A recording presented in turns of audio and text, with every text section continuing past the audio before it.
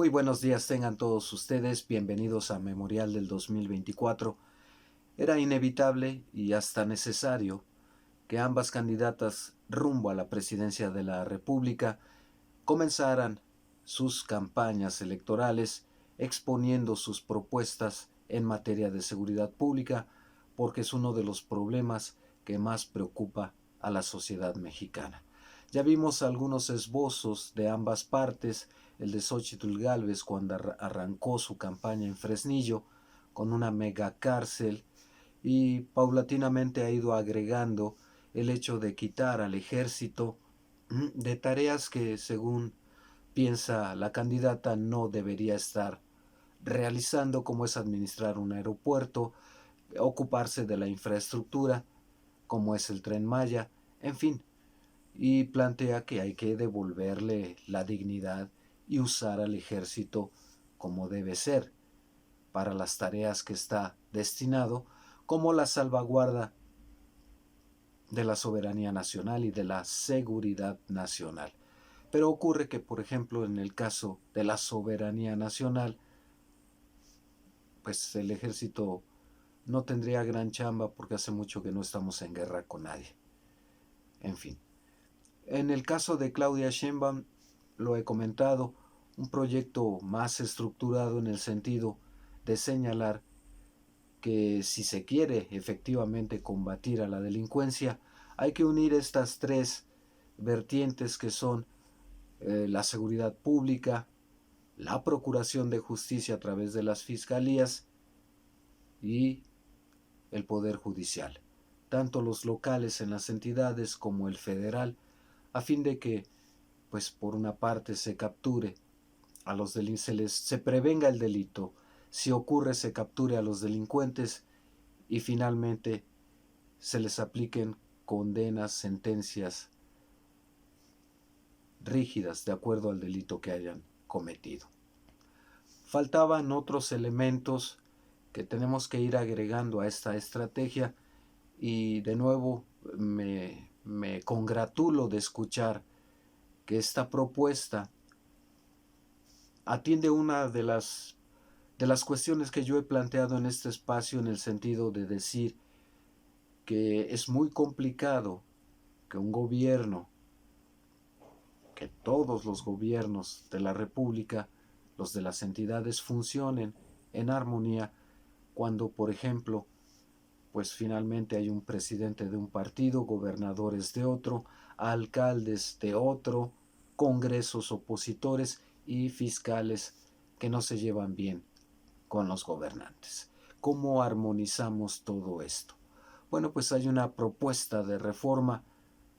para unificar en primera instancia los lineamientos para el funcionamiento de la seguridad, tanto a nivel federal con la coordinación a través de los estados, municipios, fiscalías. En el caso del Congreso es más complicado, y también los poderes judiciales. Se trata de que se obedezca a un mismo lineamiento generalizado que mucho dista de ser algo que se proponía en tiempos de Felipe Calderón, que era otorgarle el mando de todas las policías a Genaro García Luna mediante un mando único. Yo no me quiero imaginar qué habría sido de este país si efectivamente Calderón hubiera conseguido una reforma que le diese a Genaro García Luna el control no solo de las policías federales, de los cuerpos policíacos federales, sino también el de los estados y de los ayuntamientos. Una sola voz dominando el panorama. En el caso de esta propuesta, que es de Claudia Sheinbaum, no se trata que una sola persona controle el mando ni de las policías federales o fiscalías, en el caso de la federal, ni de las policías estatales y municipales o de los fiscales locales. Se trata de que haya un ordenamiento legal que mandate a todos cuáles son los protocolos de actuación y la obligatoriedad de coordinarse. Hay mucho que debatir sobre la permanencia de fiscales carnales en las entidades o de fiscales opositores que hacen la vida imposible, no solo al gobernante en turno, sea del partido que sea, sino también a la sociedad, porque a final de cuentas la gente no obtiene justicia. Es un tanto cuanto como los códigos penales, que solo en lo general sí hay lineamientos, pero ya en lo particular cada código penal local establece incluso penalidades diferentes. Hay algunos estados donde, por ejemplo, es más penalizado robar ganado que matar a una mujer, por ejemplo. Y me estoy yendo al extremo, pero funciona más o menos así. Entonces, pues bueno, si no hay un protocolo generalizado establecido en la ley, no a discreción del titular de seguridad pública en turno, no a discreción del fiscal general en turno, no a discreción del mandatario en turno, pues entonces tenemos más posibilidades de funcionar armónicamente si esto no se concentra en una persona, si no hay una base legal que mandate a todo el sistema, tanto de prevención, el de seguridad,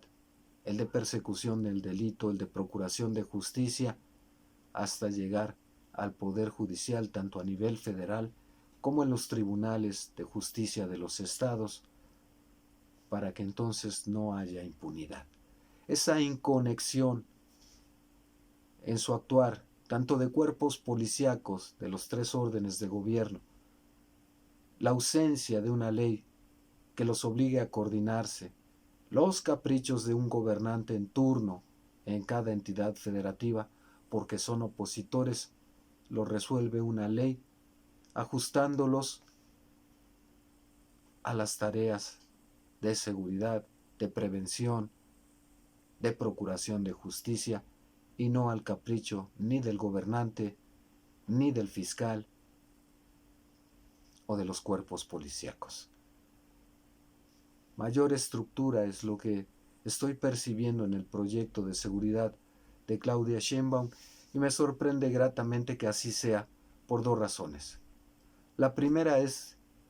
que toda esta campañita que tenía la oposición desesperada por ensuciar tanto la imagen del presidente como de la propia candidata presidencial, pues de acuerdo con las últimas encuestas que se levantan ya después de este impacto de los medios internacionales, tratando de vincular falsamente al presidente